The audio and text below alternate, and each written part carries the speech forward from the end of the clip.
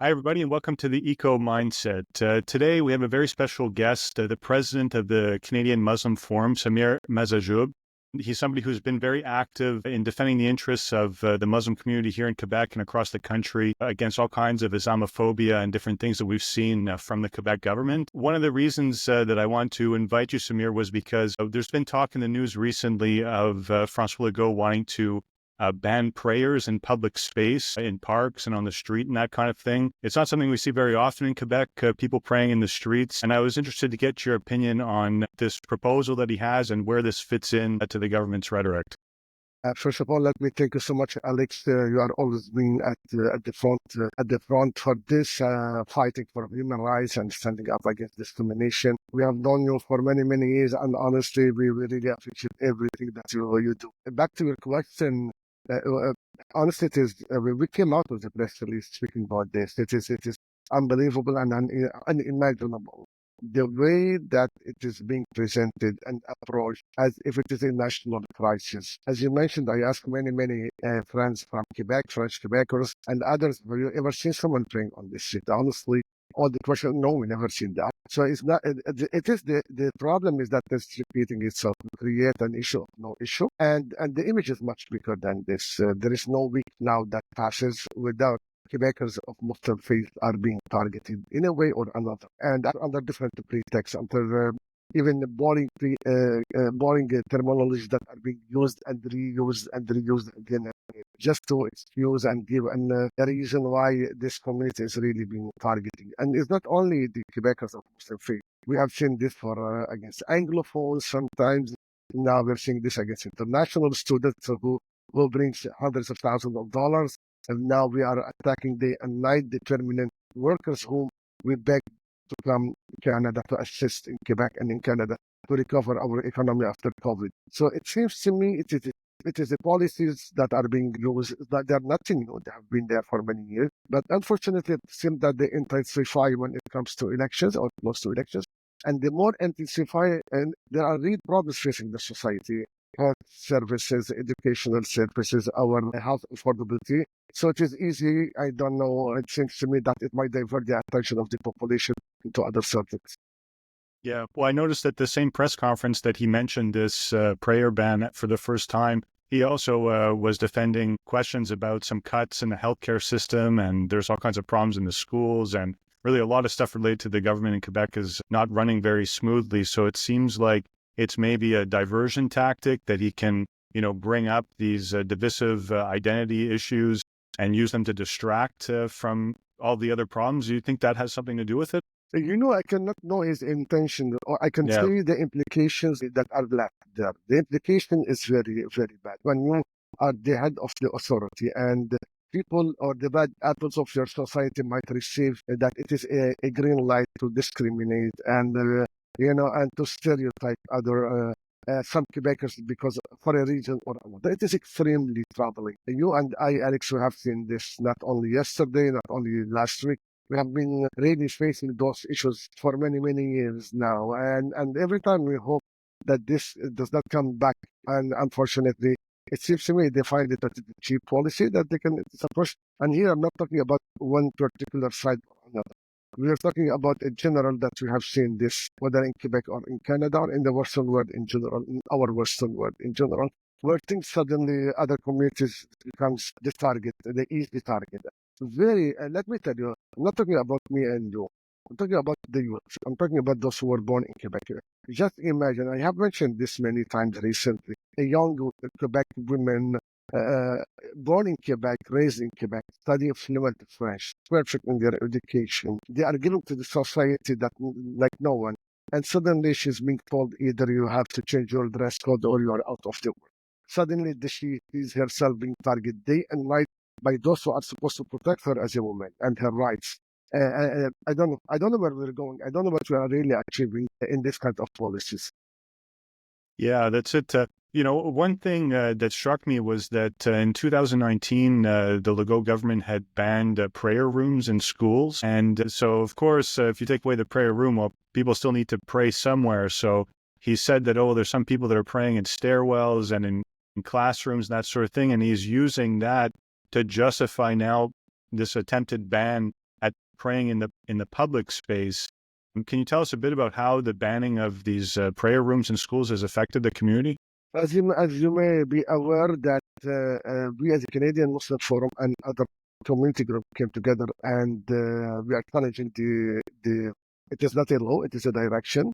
We're studying this in the courts, and because they are in the courts, we cannot go that much into details. But what I can say that the implication again is extremely difficult because here we are differentiating not only between women, we're targeting the young.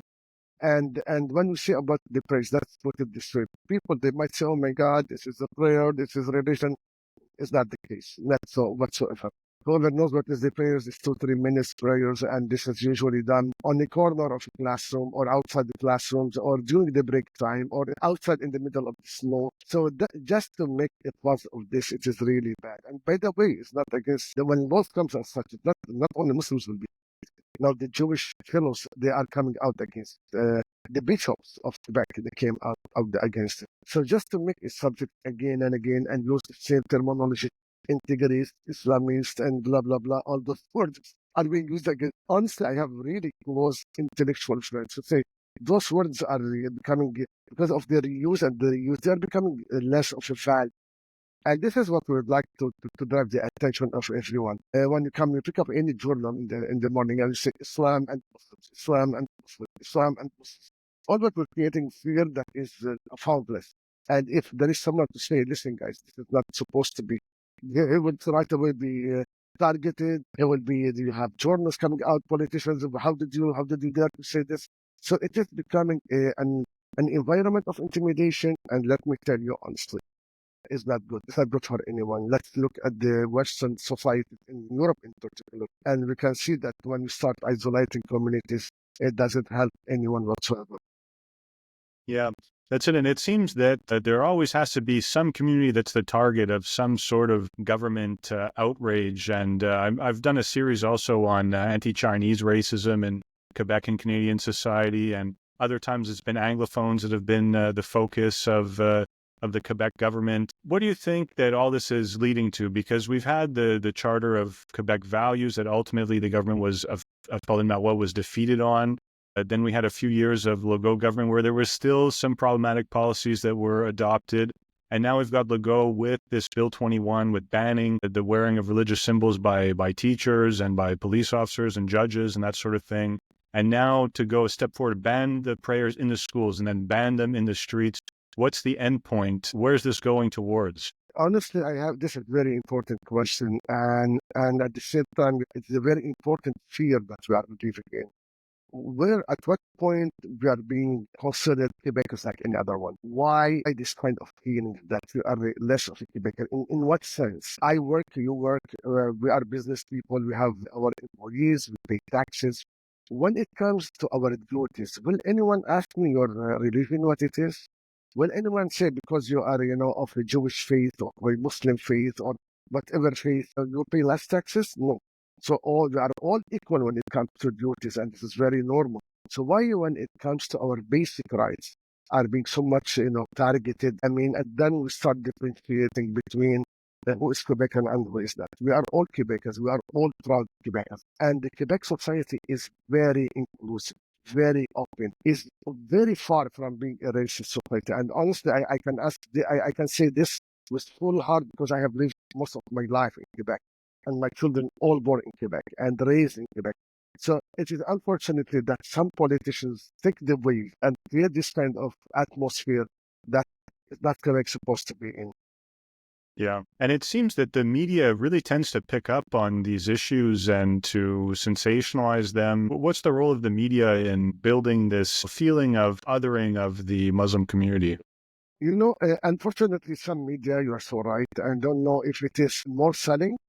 Maybe it attracts more people. I don't know if it is a political agenda, it is an ideology agenda, it is a mix of everything. But certainly, there is no doubt that some media outlets do not assist in the society harmony. And for a reason or another, it's not something new that we know. It comes to the Anglophone, for example. They jump into this. When it comes to Muslim faith, they do not jump into this. So, I mean, the same people, and by the way, they are the same people that repeat the same articles, And even if someone comes out from outside our community to say, no, this is wrong.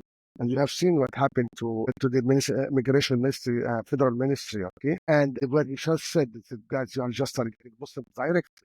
I mean, has been bombarded for the last 2-3 days. Okay, and this is an unfortunate reality. What I can say, where it is leading to unhealthy social matter for everyone. No one will be out. And let me tell you one thing very important. Gary, when we normalize hate, bigotry, don't think it will be against one group or the other, because everyone be receiving it in a different way on the society. Okay, so now against LGBTQ, now against Jewish, tomorrow against I don't know, and then against Muslims. So everyone will be saying against the other side, now against the temporary employees. Oh no, no, the international student. I don't know, maybe tomorrow we'll say against this union or that union. Because the moment you legitimize in a way or another, even if you don't mean it, the impression, the implication of such, not everyone will be receiving it with full intellectual reflection. Some apples within the community, some bad apples within all the communities will receive it their own way. We have seen this in Quebec City in 2017. We have seen this in London, Ontario, and most of those people, when you come together and you speak to them and this is what the court has mentioned, they all said that that's what they hear in the news, that's what they have read in the social media. So this is where it is very worrisome for everyone. Yeah. I remember that, at the mosque shooting in Quebec City, the person who did that crime had been, on social media praising Donald Trump, and here in Quebec, Mathieu Bock-Côté and that sort of thing. So, I mean, it would seem that it could be at least in part inspired by some of the rhetoric coming out of those figures. And one thing that struck me a lot was when Legault was talking about this prayer ban, he said very aggressively, on va se battre contre les Islamistes. We're going to fight against the Islamists.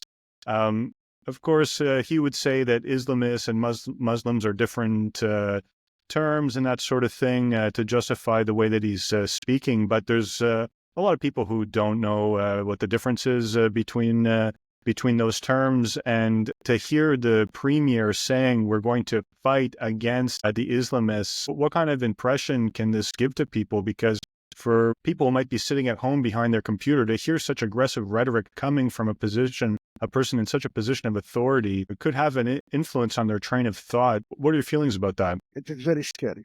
And let me tell you honestly, very scary. I'm very close to the community. I'm so much on the ground. And you know that I'm so much close to schools and activities and community centers. And the community is feeling the fear and serious fear, feeling being under attack. Okay. And by the way, I would love someone to bring me the title and the definition, what is Muslim and what is Islam, because I don't. Okay, now to say prayers is Islamist, and those big words that are being used, honestly, even those words that have been created during a period of time before, they're not being used that much anymore worldwide. We're still using them here in Quebec. If you look at the English and the international media, even those words they fade away with time because they were used for political reasons and that at that time. But now no one used them, very little bit, little from here and there. But you don't hear them, you hear them back here.